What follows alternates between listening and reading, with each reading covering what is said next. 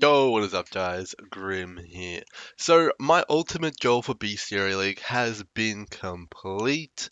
We have gotten the second Headhunter here for my teammate Bones. So, I set out this league to get obviously my own Headhunter, but whenever I play in a group, I always make sure that it's fair and that we get a Headhunter for not just me, but also for the person I'm playing in a team with. So I've been playing with Bones the entire league, and it's been a blast. I've really enjoyed Bestiary. This kind of marks the end of my hardcore grinding no-lifer stage, although I haven't been no-lifing it quite as much as I have in the past. I've just been doing like 5 or 6 hours of grinding a day. I guess that's a lot for some people, but for me, I've in the past done quite a lot. But this league, I've been quite effective in making currency. Instead of putting a lot of time in, I've been smarter with what I've been doing and I've made a lot more money as a result. So I just wanted to kind of go into how I got the second headhunter because it's a bit different to how I got the first one. In addition to that, I just did also want to say that not just getting the two headhunters, but the entire league, playing with my teammate, everything that I've gotten, I've also had to get for him. So when we started out, we were playing EK, the both of us. So we both needed a 6 link impulses. We both needed two Ventas, two Biscos, two Escher's mirrors, two Leech Biscos, two Insanity Gloves, all that kind of stuff. So that is a lot of currency sunk into those things. And then obviously we both moved on to Wind Ripper, which is the bow build we're both playing now, and that is a lot of currency for Wind Ripper. It is not a cheap build, so that was a lot of investment. That's a Dying Sun, two of them, two Wind Rippers, two 6 link Queens, etc. You get the point. So finally, we finished that up. We got two builds of EK, two builds of Wind Ripper, and then two Headhunters. So quite an achievement for me. This is the most currency I've ever made in a league this early. And it's been pretty fun, and I've used a ton of different tactics throughout the whole league, and it's been really interesting to try all these different ones out. So I think I've done a little bit of everything. So we started off with the grouping. Um, well, originally we started off with just two people grinding some low tier maps, getting the currency that way. And then we moved on to the leech groups or grouping up, getting people in. That was pretty fun, very, very interesting and effective at doing the high tier maps like dunes and shore and estuary and stuff like that. Lots of raw currency was dropping, and we were having a really good time with that, getting a lot of levels, getting to play with a lot of people, and helping them out as well. So, but after that, we moved on around when we were farming up the last piece of gear for Bones' Wind Ripper character, which was the Dying Sun. We got that, and then we started to move on to the Headhunter, and we stopped doing the Leech groups because we were just a little bit tired of doing the group play, so we moved on to doing some solo and duo play, which proved more lucrative actually than doing the leech groups, surprisingly. And I'll go into why that is in a second. So the leech groups obviously are very fun, they're very effective, and you're going to make a lot of currency that way. But they are quite high pressure, high stress. You know, you're having to organize lots of people, making sure they're all going the same way. If someone drops out, you need another person. You've got to advertise in Discord and stuff like that. It's pretty fun if you have people you already know, and you can just get them in off your friends list. But if you're having to look for people, just manually, it's a little bit tedious and can be a little bit annoying. So we moved away from that. However, in the future, I feel like I'm going to add something to the website to help this out so it's not as difficult and tedious, but nothing on that just yet. So we moved away from that and we moved into some just duo play with getting in like a few friends sometimes who wanted to play with us as well. And the map we chose to do was Burial Chambers. So we did quite a lot of these on Bones' Atlas, and I've definitely got some interesting results for you guys. So we did all the sextants, all the influence on it, and stuff like that. We smashed that out. We got a lot of raw exalt drops, as to be expected when you're doing a lot of maps, and we also got a doctor card. So we did quite a lot of maps, but we only got one doctor card. So is it worth it? I don't know. So a Doctor card is worth about 7 exalts, and you could do other maps which have much more frequent divination card drops, and then just use those divination cards to get the 7 exalts to buy the Doctor. So I'm not sure if Burial Chambers is entirely worth it unless you're an RNG god, but you know, it was okay. The layout is okay. Having said that, though, if you're playing a shield charge build and not Wind Ripper, Burial Chambers is a complete nightmare. unless you're playing something like Auto Bomber or something like that. It feels really bad on EK because you're shield charging into the things, you have to flame dash tons, and ooh, yeah, not great. So if you're playing Wind Ripper, Burial Chambers can be pretty good. The layout's pretty decent now. It's just 2 rooms and a passage, so not bad at all. But you can do like 300 maps and get no Doctor. That is entirely possible, and it will happen to people. So if you want something more consistent, I'd suggest going with something else. But we didn't farm the entire Headhunter from Burial Chambers. We kind of realized it was a little bit tedious and not so much fun. And we actually moved on to a different strategy here, which is kind of a weird one, but we came up with it by looking around and kind of solving a problem. And I know a lot of other people are starting to move towards this kind of direction as well lately, but I'll go into it a little bit here. There will be a video on it. But in general, the shaped map strategy is the best for XP. No questions asked. So if you're going for XP, you go for the shaped map strategy. But when all you care about is currency, there's actually no difference between running a shaped dunes tier 12 and, let's say, a marshes map. They're exactly the same. Actually, the marshes map is better for currency than the shaped dunes, and I'll go into that in a second.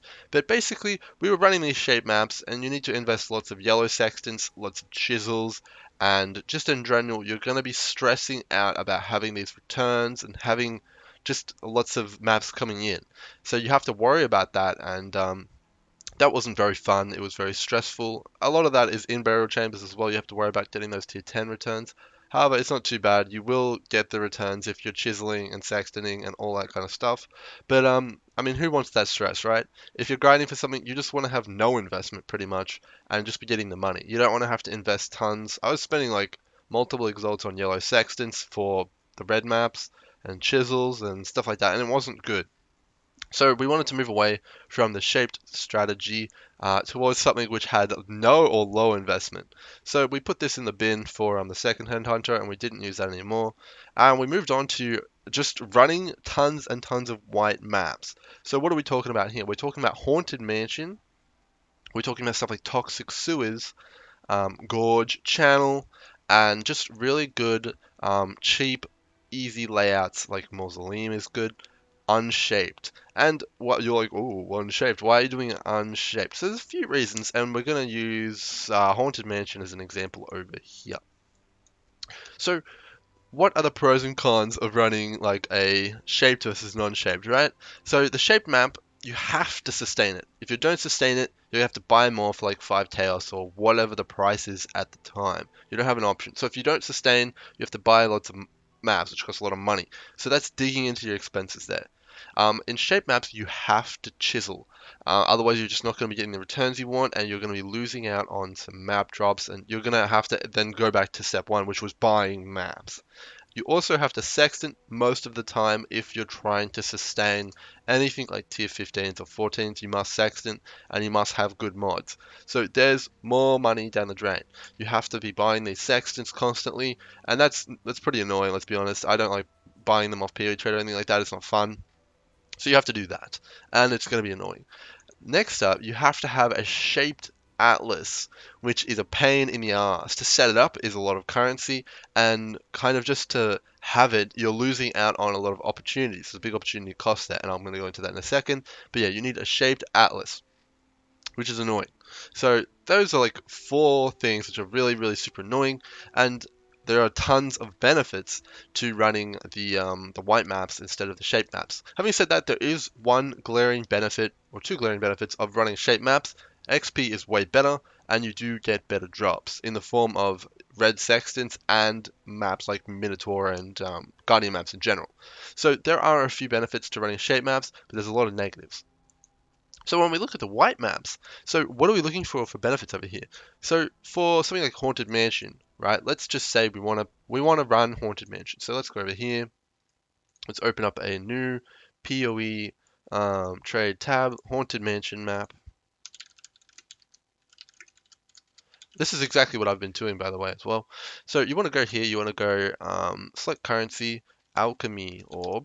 So you want to go like this. Buy out max 1 alchemy.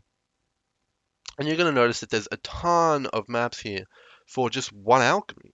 And that's insane. So like you can look here, like this guy's got 1, 2, 3, 4, and people have like 5, 7, 10 at a time that you can just buy off them, and you can just go. What a really good trick is to set up this. Click this button after you set up your search. Click this to perform a live search, and now, whenever anyone lists any haunted mansion maps, it's going to tell me.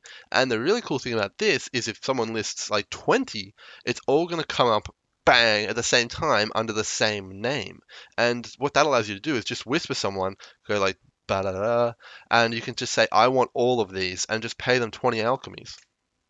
So when you're looking at a shape maps strategy, imagine if you could just whisper someone when they list their maps for 20 shaped dunes and just buy them for 20 alcs. That's 10 chaos for 20 maps. Like, are you kidding me? So that's crazy.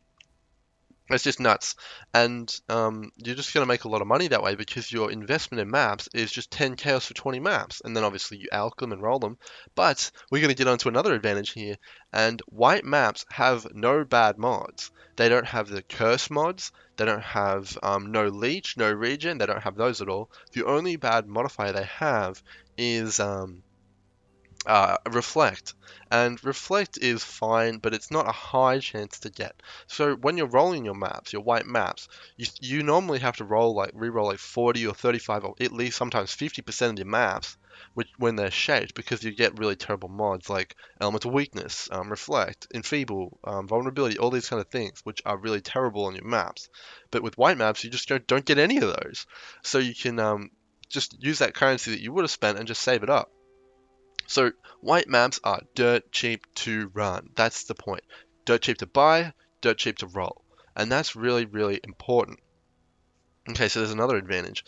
So when you're doing your atlas, I haven't done it yet because I've got no balls. But what you can do is you can fill in all of the red maps on the atlas, and what that'll allow you to do is A, you can now become a boss killer as well as a mapper, which is really cool.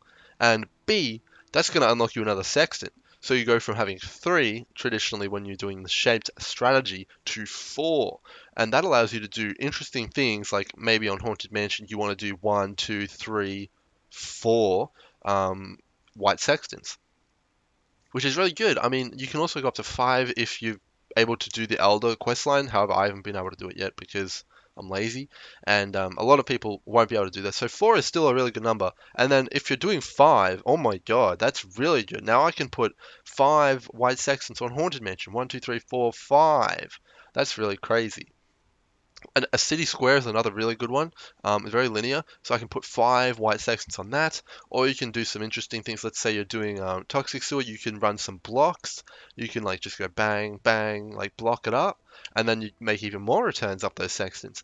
So stuff like these, you're like, oh, blocking, my blocks are gonna get ripped off. Well, no, because you can just do this map for infinity because these maps are worthless. People have like 20 of them and they're just gonna 3 to 1 them or just not pick them up. So when you're buying them, you can just buy like 80 of them for 40 chaos, and that's just really nuts. So blocking is actually kind of worth it. If you have the additional sections from doing the Zana quest and completing on the red maps, you're going to be having a good time. So you're probably thinking, oh well, no, I don't want to do those because they don't drop enough loot. Well, the thing is, they just do drop the same amount of loot as the shaped maps. You can get more sextants on them. They're cheaper to run, and they're actually easier to run as well. So let's say you're running a super MF build like EK, and you normally can't kill the boss, right? Well, in these white maps, you will be able to kill the boss. So that's really effective as well. All the mobs hit for nothing because it's white. The only thing you're losing out on is those big map drops like Minotaur and stuff like that, and XP. So if you're an XP chaser, obviously you can do the red maps, but if you're just looking for currency, white maps seem to be where it's at. There's another few good examples like Volcano is very good. It drops the Combs divination card. You don't have to restrict yourself to white maps either. You can do stuff like Mausoleum, drops the Scouring card. Like there's no limit. You can do any map on the Atlas and it's gonna be good. If you like the layout, just go for it. In hindsight, right now, I would run Atoll white, which is really good. You can buy atolls. Let's check the price. So we go atoll. Is there any for 1 alchemy? Here we go. You can just buy. Oh, there's not too many actually of for atoll, but that's because it's a popular map. And if after this video everyone's buying Haunted Mansions or something like that, you just you swap the map you're doing, just pick a different one. Strange, pretty good. Just mix it up a bit. So the one important thing with this strategy of how to get a headhunter is that you're putting influence on your map. So if you're doing Mausoleum, influence there. Doing Haunted Mansion, put the influence there. I think that the Haunted Mansion one is very good because you can do Haunted Mansion, you can do City Square, and you can do alleyways as well. Those maps are all very good. Haunted Mansion probably has the best density in the game, I would say. It's very fast to run and it's pretty fun as well. Another good one is Underground Sea. I've heard pretty crazy things about that. However, I don't like indoor layouts very much. Of that type, it's like a cave. But yeah, like just do it. Like it's really good. Don't worry about sustain. Have lower costs. Have more drops. More sextants. More flexibility with your atlas. Like you just can't lose. Having said that, though, obviously those map drops were juicy from Minotaur, but in the end, like when you actually look at it, I didn't get to get that many. I got like 30 or 40 of them overall out of the whole league. So I mean that is a lot of currency, but the price is going down, and there's whispers going on around prices going down a lot more, and I can talk about that in a second as well. So this is kind of what I'm going to be doing now with the league. I'm probably going to complete all these red maps so that I can mess around with Uber Elder, because there's no reason for me to keep this shaped strategy except experience. And I'm not a big leveler. I don't really care about level 100 or anything. I don't find it too fun. So for me, I'm probably just going to go bang on one of these maps, probably Haunted Mansion. It seems like the best one to do. And you just go to PoE Trade and buy a million of them. So it's a reason, another reason I'm moving away from this other strategy is that Minotaur maps are under fire. They're getting duplicated by a recipe. So right now what everyone's doing is they go into the menagerie, right? And there's a recipe called create a mirror of a map. So basically what that allows you to do is basically mirror any Guardian map. So you're probably thinking, oh, well if I mirror a Guardian map, it's going to be a white map and it's going to be trash. Well, that's not the thing. What you do is you roll a Minotaur map, you quality it, you roll it perfectly so it has perfect pack size and everything like that, and then you mirror it. And like people just sit in their menagerie buying the base of PoE trade for 10 chaos and just sit there pumping Minotaur maps. Like they just get like 20 of them. Like I was like, whoa, are you kidding me, man? So like the price of Minotaur maps is gonna tank. It's gonna be, I mean, maybe I'm overstating it a little bit here, but you can really just sit in the menagerie and just buy the materials and just mirror them all day. You can do that. Having said that, I don't know anyone doing that currently. I've seen a few streamers do quite a few mirrors of maps. However, they've all run them themselves. I think if someone actually sits down and just really just mirrors tons of them, you'll see the price go down a lot. I think it's already going down, but yeah, I wouldn't be surprised if Minotaur maps went down even more. So that's kind of going to be my little breakdown of how I got the second Headhunter. I ran Burial Chambers, and then I went on to some trashy white maps, which just, you'll earn a lot of money in there. You're going to be having a good time with that. Pick one with a nice divination card and lots of density, really good layout or something like that, and you're going to be sweet. So that'll be the video, guys. Wind Ripper guide should be today. When this video is coming out, it'll be the next one after in a few hours, so you guys can look forward to that. I just have to finish off my Excel spreadsheet for it, and you guys will have it. So I'll see you guys in the next one. Oh, one extra thing. A lot of people were saying the chaos recipe is a noob trap in my last video. Um, guys, I don't know what to tell you. Like, you can't just take everyone's opinion from like Twitch and stuff like that. Like, a lot of Twitch streamers do say chaos recipe, it's terrible, or it's a waste of time. That is just not true. I know people who have grinded their headhunter from the chaos recipe, and I'll go into specifics here.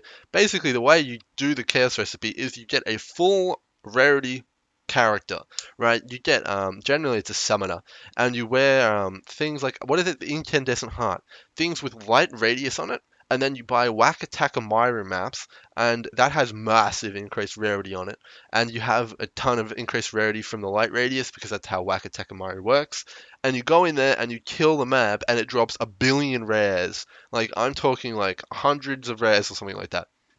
I haven't personally done it, but I've seen other people who have done it, and it's a lot of rares. So you go in there, right, and you fill up your inventory so fast, and then you go back to your tab, sort it out really quick, back in, use all 6 portals, and you grab all of that res, bang, and then you earn like 30C a map in like 5 minutes. So it's like, I mean, maybe it takes a little bit longer than that. People are really good at this chaos recipe. So don't diss it unless you've tried it, and you really have to take it and maximize it. Like, yeah, it might be bad if you're going through maps and like, oh, I'm gonna pick up this chest piece, that chest piece. Ooh, I mean, it's the polar opposite of the clear speed meta.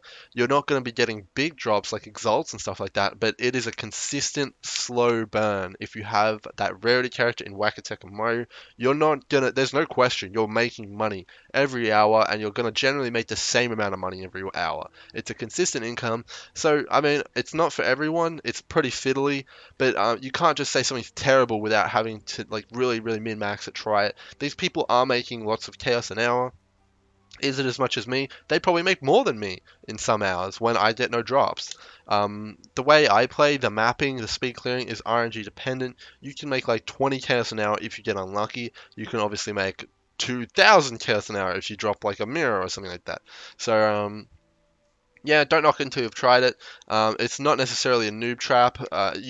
Anything in this game, if you take it to the extreme, can be really advantageous and lucrative. So you just need to have all the information and try a few things before you say something's garbage, basically. But yeah, maybe it's not for everyone. I understand that, but some people are making a lot of currency at it, and you can't just say that it's bad for that. So yeah, 2 Headhunters, 2 weeks, 2 Wind Rippers, 2 EKs. Pretty cool. Really enjoyed the league. I will be playing, but not as much now. I will be focusing on the website, YouTube content, and making sure you guys can get to where I am. So I'm going to be trying out a lot of things, lots of experiments. But yeah, this mapping strategy seems to be the best for me. I've really enjoyed it. It's the best I've done in multiple leagues. I'm surprised I didn't think of it or start going on it earlier. Volcano looks pretty good. I'm going to try that one out. Really great. I really enjoyed grinding the second Headhunter. Maybe I'll end up with a third. I'm not sure. I'm going to help a few people out as well. I know that we're helping out one of the supports we played with called Exim, so we'll be helping him out. See you guys in the next one. Hopefully you're enjoying the league as well. Cheers.